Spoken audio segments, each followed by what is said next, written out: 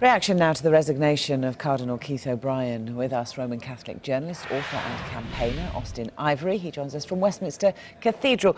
Good afternoon. What do you make of today's events?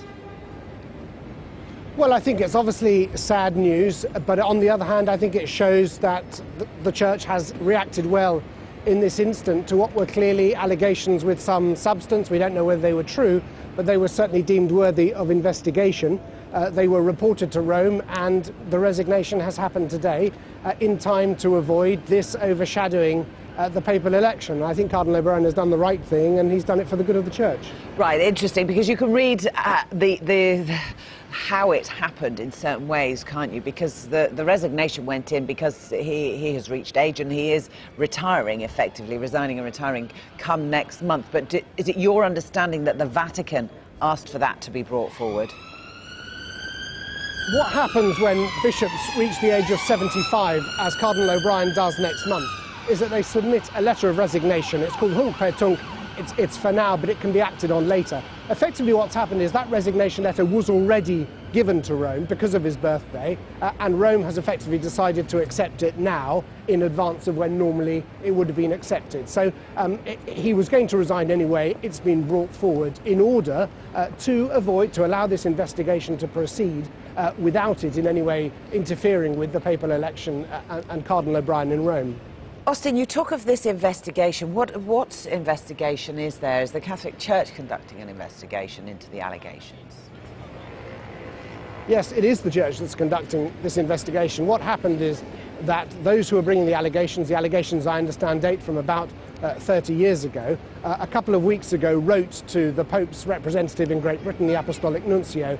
He referred those allegations to Rome. The Nuncio, by the way, thanked those making the allegations for their courage, which I think is important.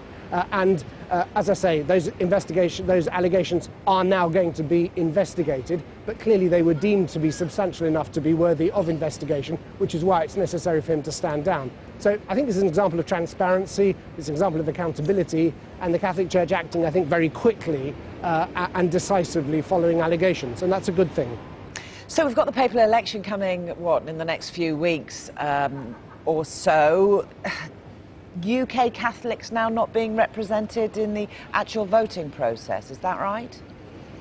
Well, that's right. So when the cardinals go into the conclave to elect the next pope, there won't be any British cardinal there casting a vote.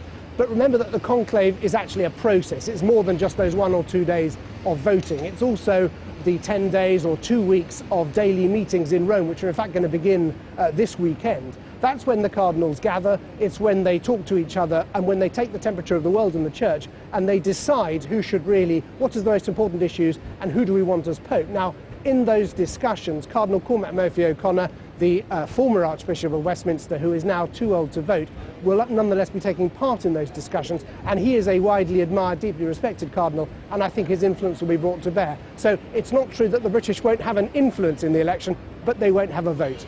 Won't have a vote, OK. I mean, what have you heard from people you talked to today, Catholics in this country, who must again be confused about their faith and about what is happening in the upper echelons of the Catholic community?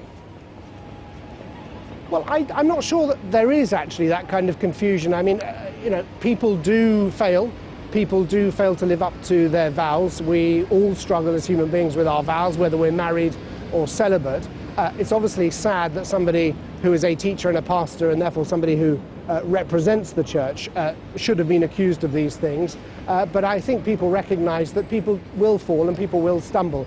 We're a forgiving Church. We're used to picking ourselves up and carrying on. I think most people will wish Cardinal O'Brien well. They are fond of him. He is a warm-hearted, generous man who has clearly, at least it may turn out, that he has struggled with sexuality and with desire and so on, as many of us do. And I think people will feel sympathetic towards that, but on the other hand, they will realise that it is right for him to step aside, particularly at this time of a delicate transition for the Church.